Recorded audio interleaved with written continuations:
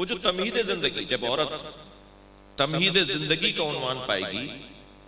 ایک خاتون روپ اپنائے گی تمہید زندگی کا، تو اس خاتون کو نام دیا جائے گا بیٹی۔ ایک بیٹی، دختر، بیٹی تمہید زندگی ہے۔ بیٹیوں کے بارے میں کتنے ہی لوگ سوچتے ہوں کہ یہ بیٹا ہوگا تو نسل چلے گی، بیٹا ہوگا تو یہ ہوگا، بیٹا ہوگا تو یہ ہوگا، وہ ہوگا، لیکن ان ساری باتوں کے باوجود، یہ پتہ ہونے کے باوجود کہ یہ کچھ مدت کے بعد ہمارا گھر چھوڑ کے چلی جائے گی، یہ ہمارے یہاں مہمان ہے، یہ زیادہ عرصے ہمارے یہاں نہیں رہے گی، پھر بھی اچھا یہ اس کے باوجود کہ یہ ہماری نہیں ہے، اس معنی میں ہماری نہیں ہے کہ یہ ابھی کہیں اور جائے گی، لیکن جتنا بیٹیوں کو دیکھ کر خاص طور پہ ماں باپ حوصلہ پاتے ہیں، اس لیے کہ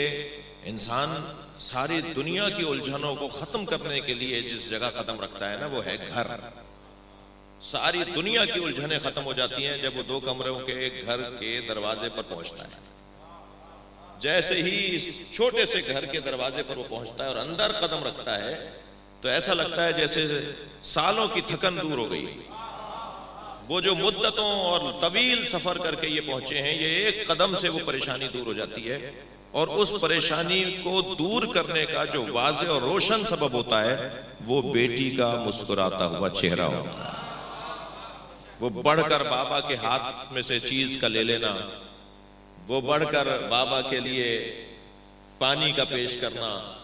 وہ بڑھ کر بابا کے لیے کہ چائے لے آؤں آپ کے لیے، یا اگر اور چھوٹی عمر کی بھی ہے تو وہ بڑھ کر لپٹ جانا، وہ گلے میں ہاتھ ڈالنا۔ وہ تھکا ماندہ باپ آیا ہے، مگر وہ تھکا ہوا ایک مرتبہ جب اس بوجھ کو اٹھاتا ہے تو سارے بوجھ اتر جاتے ہیں۔ یہ 3 سال کی، 2 سال کی بیٹی، یہ 1 سال کی بیٹی، اگر آپ کو اب تک اتفاق نہ ہوا ہو تو اب جا کے ذرا دیکھ لیجئے گا، آپ کے ایک بیٹا بھی ہے، آپ کے ایک بیٹی بھی ہے۔ بیٹے کچھ دیر کے لیے ذرا میری بات پر ناراض نہ ہو، آپ جب گھر میں داخل ہوتے ہیں اور آپ نے سب کو سلام کیا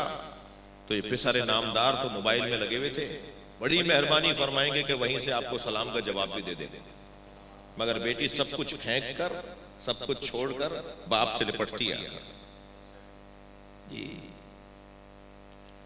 اللہ نے اس کے اندر کوئی